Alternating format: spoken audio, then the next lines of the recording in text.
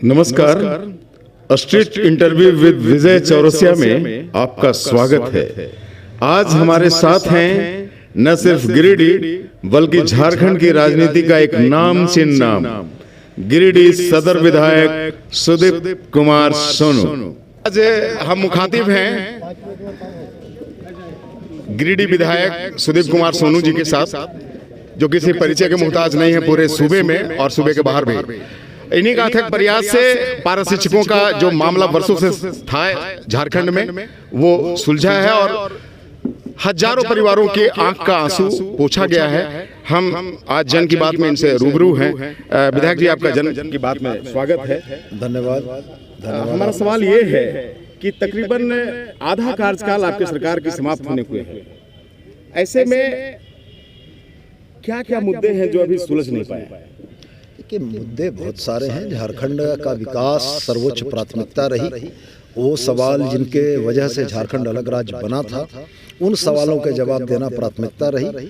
और इन 2 वर्षों के कार्यकाल में कोरोना की मार भी हमारे पर रही, लेकिन सरकार ने फिर भी बेहतर काम किया और जिन मुद्दों का समाधान इतने वर्षों में नहीं हो पाया था, उनके समाधान की दिशा में पहल की है। तो हमें लगता है कि प्रगति एक निरंतर चलने वाली प्रक्रिया है। इसमें हम लोग आगे बढ़ेंगे और झारखंड वासियों के जीवन स्तर को और बेहतर बनाएंगे। ऐसे क्या क्या कार्यकलाप रहे सरकार के जिसमें आपको इतराने का मौका मिला या सूबे की जनता को इतराने का मौका मिला? देखिए, बहुत सारे मामले हैं। मैं तो इस बात के लिए बड़ा गौरवान्वित हूँ कि झारखंड ने अपने नागरिकों को लाने के लिए, चाहे वो लेह लद्दाख हो, चाहे वो अंडमान हो, चाहे कहीं हो, कोरोना काल में जब देश की सत्ता ने अचानक लॉकडाउन करके नागरिकों को सड़कों पर मरने के लिए छोड़ दिया था, तो हम लोगों ने दीदी किचन और सरकार के अपने संसाधनों से अपने नागरिकों को सुरक्षा पूर्वक घर बुलाया। पहली ट्रेन अगर चली हिंदुस्तान में तो वो हमारे वजह से चली, हमारी ट्रेन थी।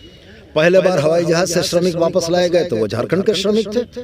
अलावे इसके मैं सिर्फ यही कहना चाह रहा हूँ कि जितनी भी नियुक्ति नियमावली में, बाकी चीज़ों में जितनी भी गड़बड़ियाँ कर रखी थी इन लोगों ने, जहाँ पर कि चोर दरवाजा बना के रखा गया था कि झारखंड के बच्चों का हित दूसरे जगह जाए, दूसरे लोग ले जाए, उन तमाम नियुक्ति नियमावलियों का संशोधन किया गया।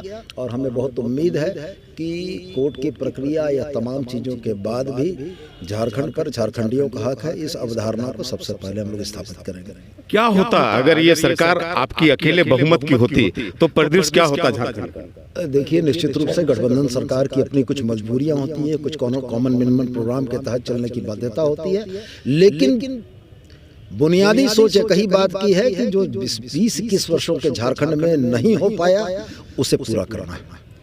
आप चूंकि एक शैडो मुख्यमंत्री के रूप में भी चर्चित हैं, आपको अपनी पार्टी के और विस्तार को लेकर क्या योजना है? देखिए, मैं मूल रूप से संगठन का व्यक्ति हूँ। झारखंड मुक्ति मोर्चा में मैंने अपने जीवन के बेहतरीन 32 वर्ष किए हैं और एक लगातार दिया। ऐसा नहीं कि मैंने कोई संगठन बदला हो, पार्टी बदली हो, झंडा बदला हो, तो जाहिर तौर पर संगठन के बारे में चिंता रहती है और संगठन विस्तार के लिए पार्टी काम कर रही है, संगठन काम कर रहा है। फलाफल जल्दी आपके सामने होगा। गिरिडीह की जनता ने 6 में से 3 विधायक आपको दिए, एक मंत्री भी आपके हैं। गिरिडीह की हिस्सेदारी से आप क्या संतुष्ट हैं? निश्चित रूप से माननीय मुख्यमंत्री ने गिरिडीह को बहुत कुछ दिया है और हमें उम्मीद है कि और बहुत कुछ मिलेगा।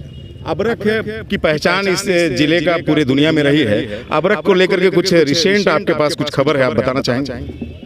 1.5 वर्ष पूर्व से माइका के व्यवसाय से जुड़े लोगों की परेशानियों और दिक्कतों को देखकर हम लोगों ने एक पहल की थी। माननीय मुख्यमंत्री से शिष्टमंडल की मुलाकात कराई थी। माननीय मुख्यमंत्री के निर्देश पर तत्कालीन खनन सचिव के श्रीनिवासन तिसरी के दौरे पर आए थे, यहाँ की परिस्थितियों से वाकिफ हुए थे। माइका व्यवसायियों से, माइका के ये तमाम काम करने वाले लोग जो ढिबरा चुनते हैं, इनसे लगातार बातचीत करके हम लोगों ने एक संकल्प विकसित किया और हमें लगता है बहुत जल्दी सरकार इसमें निर्णय ले लेगी कि जीवन, जीविका और जंगल, ये तीनों को बचाते हुए माइका व्यवसाय को कैसे जीवित रखा जा सके। पंचायत चुनाव में आपकी सरकार क्यों विफल है चुनाव कराने?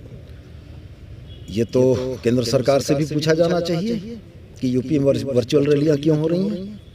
अगर यूपी में वर्चुअल रैलियां हो रही हैं तो फिर जाहिर तौर पर झारखंड को भी कोरोना के मद्देनजर तय करना होगा कि कैसे चुनाव कराएं। झारखंड सरकार को मदद को लेकर केंद्र सरकार का नजरिया? देखिए, सहकारी संघवाद में संघ परिवार का भरोसा नहीं है। कोऑपरेटिव फेडरलिज्म ध्वस्त हो चुका है। 1954 की आईएएस के कैडर की जो नियमावली बनी है, उस नियमावली को ध्वस्त करके ये ब्यूरोक्रेसी को पूरी तरीके से स्पाइनलेस करना चाहते हैं लेकिन मुझको ये पूरा भरोसा है कि लोकतंत्र में, खास करके भारत के लोकतंत्र में आत्मशोधन के गुण हैं। जो व्यक्ति लोकतांत्रिक व्यवस्थाओं के खिलाफ चलेगा, लोकतंत्र उसे समाप्त कर देगा। आरपीएन सिंह के पाला बदलने से कोई खतरा? राजनीति में लोगों का आना जाना लगा रहता है। अब भारतीय जनता पार्टी जो एक अजेय पार्टी मानी जाती थी, उसके लोग अगर यूपी में टूटकर अखिलेश जी के पास जा रहे हैं तो जाहिर तौर पर है इधर से भी जाएंगे। तो विचारधारा की राजनीति बची नहीं, धारा की राजनीति, जिस धारा में जिसको तैरना ज्यादा अच्छा लगता है उधर चला जाता है। तो ये थे झामुमो के कद्दावर विधायक गिरिडीह सदर के सुदीप कुमार सोनू, जो एक महत्वपूर्ण, न कि एक सिर्फ विधायक हैं बल्कि एक महत्वपूर्ण कड़ी है इस सरकार की। और इन्होंने बेबाक तरीके से अपनी बातों को रखा कि इस कोरोना काल में भी सूबे की सरकार ने कई चीजों को समाहित किया अपने कार्यकाल में और कई चीजों का उन्होंने समावेश किया। और यही एक कारण है कि पारा शिक्षकों का, हजारों पारा शिक्षकों के परिवारों का आंख के आंसू भी पोंछने का काम किया और कोरोना काल में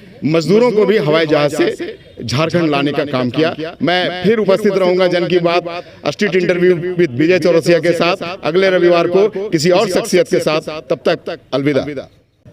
अगले रविवार फिर किसी नामचीन शख्सियत के साथ, तब तक अलविदा।